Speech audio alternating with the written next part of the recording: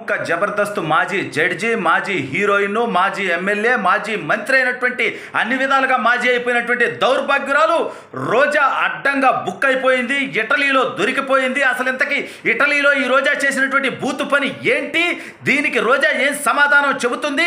అసలు వైసీపీ నుంచి జంప్ అవ్వాలనుకుంటుందా? జగన్మోహన్ రెడ్డి ఏం చేయబోతున్నాడు అనేటువంటిది ఈ వీడియోలో వివరించబోయే ముందుగా ఎప్పటి వరకు మన ఛానల్ సబ్స్క్రైబ్ చేయని వాళ్ళు ఖచ్చితంగా సబ్స్క్రైబ్ చేయండి.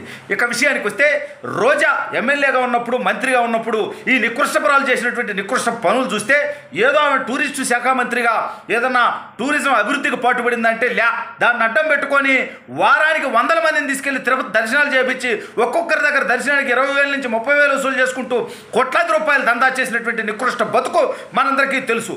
ఇతరులను ఉద్దేశించి మంత్రిగా ఉన్నటువంటి తెలుగుదేశం పార్టీలో మంత్రిగా ఉన్నటువంటి అఖిలప్రియ గారు చుడీదార్ వేసుకుంటే మంత్రిగా ఉండి మగరాయుడిలాగా చుడీదార్ వేసుకున్నటువంటి వ్యక్తి అంటూ అఖిలప్రియ గారిని తిట్టినటువంటి ఈ నీచురాలు ఇవాళ బిగినీలతో రోడ్డు మీద తిరిగేటువంటి నికృష్ట బతుకు వచ్చేసిందంటే ఇటలీకి పోయింది. ఇంకా పక్కనే ఉన్న ప్యారిస్కు బాల ఒలింపిక్ జరుగుతుందని భారతదేశ టీం మొత్తం ఆరిపోయేది ఈ పార్టీకి. అంటే మనం అలా అనుకోకూడదు. కానీ ఈ ఐరన్ లేకు పనికి మాలినటువంటి వ్యక్తి అడుగు పెడితే అక్కడ మహాపాపం, మహా వినాశనమే కదా జరుగుతుంది. పోయిన నెలలో పాపం వైనాడు పోయిందంటే పనికి మాలిన మనిషి ఓడిపోయిన తర్వాత ఖాళీగా బేవర్స్గా ఉండి ఏమి చేస్తాము, దోచుకున్నటువంటి డబ్బుతో ఎంజాయ్ చేయాలి కదా అంటూ ఆ వైనాడు విధ్వంసం మనందరం చూసాము. యొక్క దౌర్భాగ్యురాల యొక్క లెక్కు మహిమ వల్ల.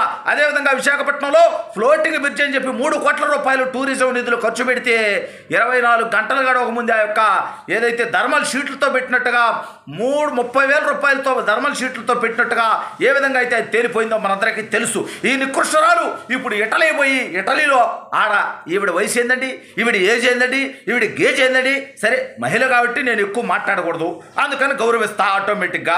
కానీ అంత మాత్రాన మహిళ కదా అని ఇష్టం వచ్చినట్టు కారు కొత్తలు కూసి బూతు పనులు చేస్తా అంటే ఎట్ట ఒప్పుకుంటుందండి సమాజం? నాకు అర్థం కావట్లా. ఇప్పుడు నా బోటోడు ఒప్పుకుంటాడు, రాజకీయాల్లో ఉన్నాం కాబట్టి సరే మహిళలు ఎక్కువ మాట్లాడకూడదని ఒకరోజు కంట్రోల్లో ఉండాలనేటువంటి ప్రయత్నం నా బోటోడు చేసేటువంటి ప్రయత్నం చేస్తాం. కానీ ఈ దౌర్భాగ్యాలు ఇటలీలో వేసుకుంటూ తిరుగుతున్నటువంటి ఆ స్కట్టులేంది? సరే ఇంకా ఎన్ని కొంత వల్గర్గా కూడా ఉంటాయి కాబట్టి మనం మాట్లాడలేము. ఏడదాకండి వేసుకునేది స్కట్లో?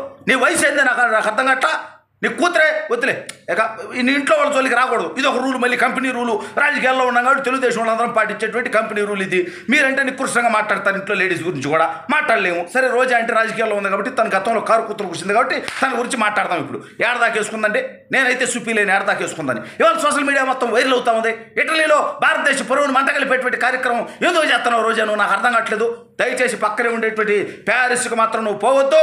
నువ్వు నగర నియోజకవర్గ శాసనసభ్యురాలుగా 10 సంవత్సరాలు ఉంటూ 2 సంవత్సరాలకు పైగా టూరిస్టు శాఖ మంత్రిగా ఉండి ఆ టూరిజంలో నువ్వు చేసినటువంటి అభివృద్ధి, తెచ్చినటువంటి పెట్టుబడులు ఏమన్నా ఉన్నాయా అని చెప్పి నేను సూటిగా అడుగుతూ, ఒక్కరోజైనా టూరిజం శాఖ అభివృద్ధి గురించి ఒక్క ప్రెస్ మీట్ అన్నా పెట్టావా దౌర్భాగ్యురాలా అని చెప్పి నువ్వు సూటిగా ప్రశ్నిస్తూ, నగర నియోజకవర్గ అభివృద్ధికి కానీ సంక్షేమం కానీ ప్రజల కోసం కానీ నువ్వు పనిచేసింది ఏమన్నా ఉందా?